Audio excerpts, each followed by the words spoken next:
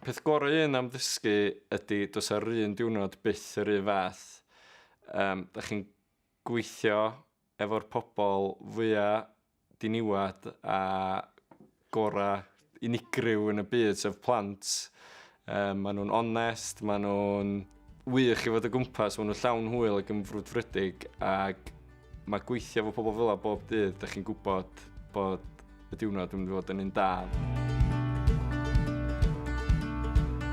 Dwi'n cofio llenwi ffurflen ICAS pan o'n i tua 19, a oedd gennym syniad be o'n i eisiau bod, a dwi'n cofio trafod efo'n rhieni yn dweud mae gennym fi diddordeb mewn bob math o bynciau, gwyddoniaeth, daearyddiaeth, ac o'n i'n methu dewis be o'n i eisiau arbenigo yno fo. A dyma fi'n meddwl pa swydd sy'n mynd i'n galluogi gallu gwneud bob un pwnc.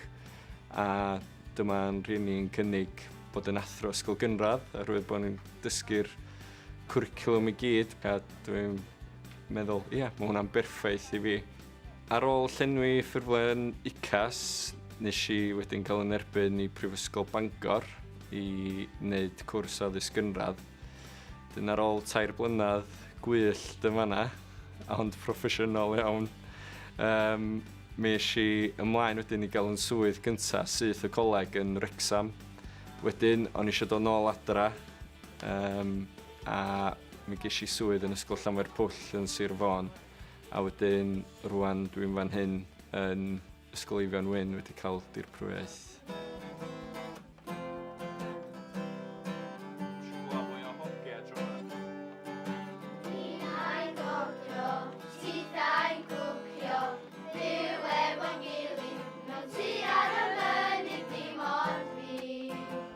Mae niddordebau i wedi bod yn fantais i fi yn swydd.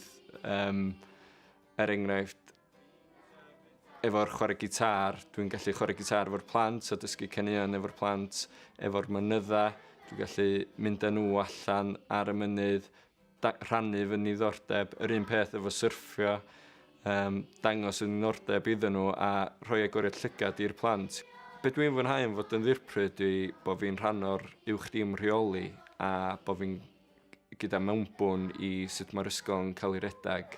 A mae hynna'n golygu bod fi'n gallu rhoi syniadau fy hun a cydweithio efo'r pennaeth i wella'r ysgol, nid yn unig ar lawr dosbarth, ond yr ysgol gyfan. A nid yn unig hynny, dwi'n gallu cydweithio efo staff eraill, a dwi'n gallu datblygu staff eraill yn broffesiynol hefyd a helpu nhw yn eu blaenau yn eu gyrfa. Barod, ew!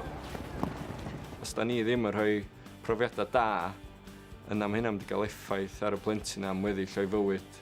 A dwi'n meddwl mae hwnna yn dangos pa mor bwysig ydy'n swydd ni.